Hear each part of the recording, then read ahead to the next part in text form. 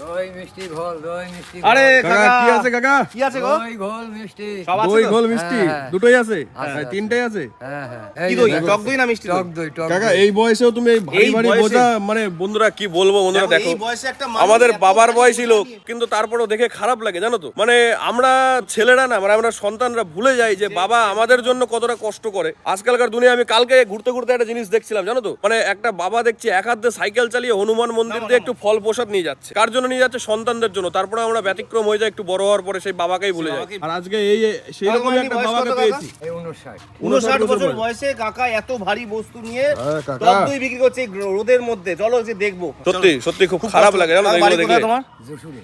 যশোর যশোর। যশোর এই কষ্ট করে সারাদিন টক দই এই দেখো। টক দই বিক্রি করে বেড়াও? হ্যাঁ, এই গরমকালে তো খুব চাপ হয় বলো। গরমকালে আরো বেশি বিক্রি কাকা হয়।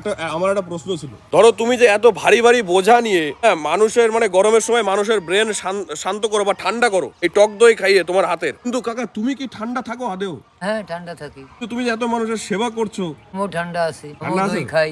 আমিও তুমি নিজে একটু খেয়াল রাখো তো শরীরে, হ্যাঁ, নিজে শরীরে খেয়াল রাখবে। একটু চলো বার করো একটু দই বার একটা করো নেবো। দেখি খেয়াল তোমার না দই বার রাখলে করো। চলবে বাবা। এটা 230 টাকা। 250 গ্রাম দই 30 টাকা, একদম খাঁটি দুধের তো। 230 টাকা খাঁটি দুধের। খাঁটি দুধের?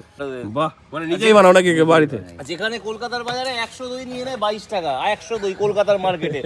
আর সেখানে খাকা দেখো, খাঁটি দই মানে বিক্রি করছে। খাঁটি দুধের দই, তাও আবার মানে ডেলিভারি দিয়ে দিচ্ছে, হোম ডেলিভারি। Home সবাই delivery সবার বাড়িতে। কাঁধে করে নিয়ে। এই 30 কষ্টটার, টাকায় 250 গ্রাম দই। এই কষ্টটার দিকে তাকিয়ে কি আমরা একটুখানি কিনে খেতে পারি না? কেমন লাগবে না? খাও তো 50 টা নিবানি খাও। না না না। এই যে দেখো, ঠিক আছে যাও তাই যাও। দাও দাও তাই দাও, লবণ টবণ দাও একটু ভালো করে, তুমি এটা মিক্সড করে দাও তোমার প্রসেস। আমার লবণ দিতে হবে না, আমার তুমি একটা চামচ দিও। দেখো 250 দই। এখনকার এই বাজারে কাকা এরকম পাওয়া যায় না, বুঝলে তো?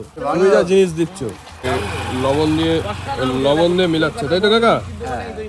বাহ, মানে এটা একটু লস্যি টাইপের আর ঘোল টাইপের হয়ে যাবে, তাই তো? হ্যাঁ হ্যাঁ। বাহ কাকা বাহ। কাকা তোমার নামটা কি আছে জানো কাকা? আমার নাম প্রশান্ত ঘোষ। প্রশান্ত ঘোষ, তাই তো? দেখো এরকম মানুষদের দেখলে পরে কিন্তু কখনো কখনো একটু কিনে খেও।